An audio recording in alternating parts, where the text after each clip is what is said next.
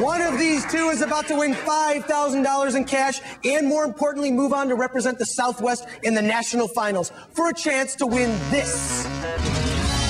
Whoever is named the Ultimate Film Fanatic will win another $5 grand for a total of $10,000. But that's not all. You'll also get IFC. That's right. For one night, IFC is all yours. Play what you want, whenever you want. It's your channel. We just work here. That is a killer prize, but only one of you can win. 6 entered, we're down to 2. Both of these players have proved they have excellent movie knowledge by surviving the first cut. Both have proved they have fanatic attitudes by surviving the great debate. But now only one will survive the obsession war. Each player has dug deep into their closet and brought with them 3 items from their personal collection that they feel makes them the ultimate film fanatic of the Southwest. Basically, this is just like war when you were a kid. You show off one of your obsession items, then you'll show off one of yours. Then our panel will decide which item is more freakishly obsessive. Then Megan will award that player a star. It's best of 3, so it takes 2 stars to become the ultimate film fanatic of the Southwest. Who won the coin toss backstage? Mark, show us your first item. One of my most prized possessions is the 1989 home edition of Roger Ebert's movie Home Companion. Back in 1988, a friend of mine and I, Jeff, were watching Siskel and Ebert, and they were talking about movies that they wished were on VHS. And Roger, at the top of his list, mentioned Beyond the Valley of the Dolls, the Russ Meyer movie that he co-wrote in 1970. I happened to see it in a store on VHS, and I said, you know, let's put our 2 players together, and I'll rent this out, and we'll make him a copy of it. He sent the book back. Incredibly gracious man, even if he's wrong in his opinions some of the time. And here is what he wrote to us. For Mark and Jeffrey, lovers of fine films, and Beyond the Valley of the Dolls, Roger Ebert. Okay, Eric, let's see your first item. Well, movies are about memories, so I'm going to share a few of my memories with you today that revolve around movies. First one I want to bring out are the 2 ticket stubs to my wife's and my first date. We went to go see A Simple Plan by Sam Raimi, and it was such a phenomenal movie and such a phenomenal night that I've kept the ticket stubs since 1998. Okay, panel, we have the signed Roger Ebert book versus the ticket stubs to A Simple Plan. Jason Mewes, you'll be representing the panel. Tell me what you think. Even though Eric's thing's sweet, and now, like, when your wife sees it, you'll get laid that night probably real good, you know, because it's sweet. But we're going to go with Mark. Excellent, Mark. You've earned your first star.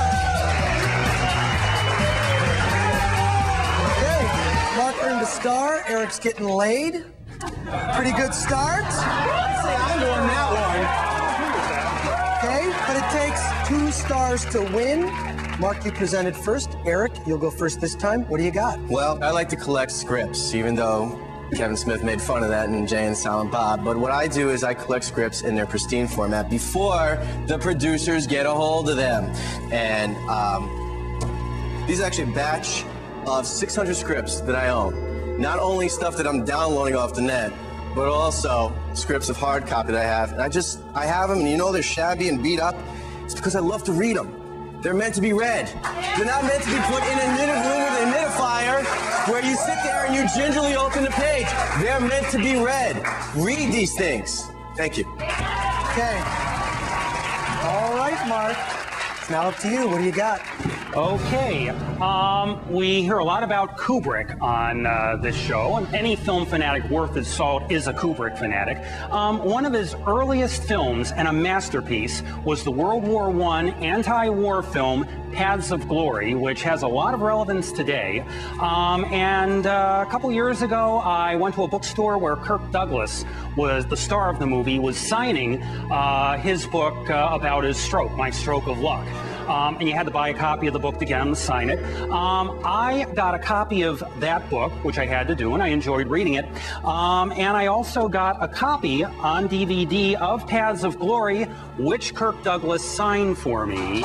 Okay, we've got the signed Paths of Glory DVD versus the screenplay collection. Tracy Lords, has the panel come to a decision? Yes, anyone who collects all of those scripts and has some of the pages turned down deserves the vote. So we're going to go with Eric. All right. You got your first star. Okay. Thank you. It all comes down to this.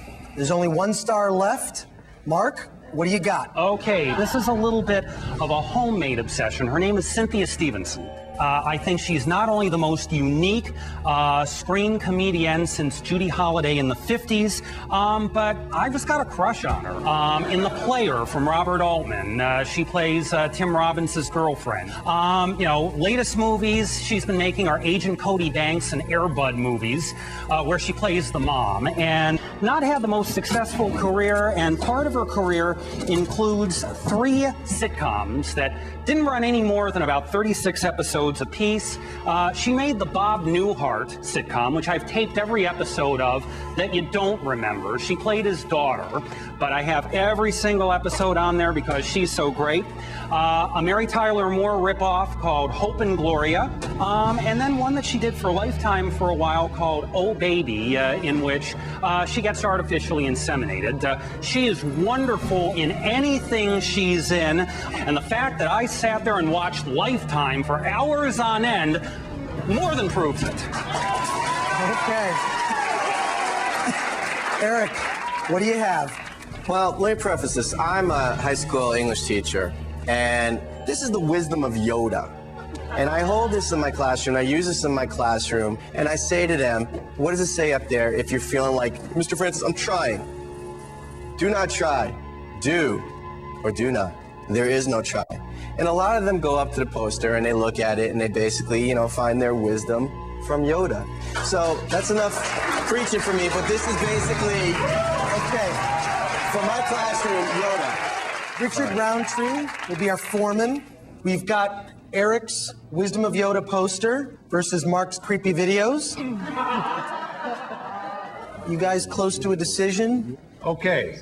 Being a proponent of better education for students in the way that Eric articulated himself, I think is absolutely wonderful. But the criteria in which we're voting on, I think we must go with the fanaticism of Mark.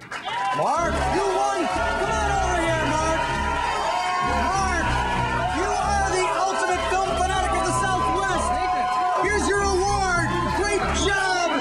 You get $5,000 and the ass end of a statue. Not bad for a half hour's work. Now, to get the top half that screws into that ass, you'll be coming back for our final show, where you'll face off against the other regional winners from all over the country for a chance at an additional $5,000 and a spot programming IFC for a night, and most importantly, bragging rights as the ultimate film fanatic of the United States. But for now, enjoy it. What do you have to say for yourself? Come on out there. Well, obviously, the first person I have to thank is Cynthia Stevenson. But I also want to thank the wonderful judges. And this is a wonderful, terrific honor. I'm incredibly proud. I'm incredibly surprised as hell is what I'm incredibly happy. I love it. I love it. I love it. What about you forgot to thank your wife? You know what? I'm not married, and it's just as well because my wife, after seeing my fanaticism for Cynthia Stevenson, wouldn't have stayed around. Okay, then. I'd like to thank my panel of celebrities, Tracy Lords, Richard Roundtree, and Jason Mewes. Join us next time on The Ultimate Film Fanatic, when we'll be scouring another part of the country for more obsessive film fans. Until then, this is Chris Gore saying, Zed's dead, baby. Zed's dead.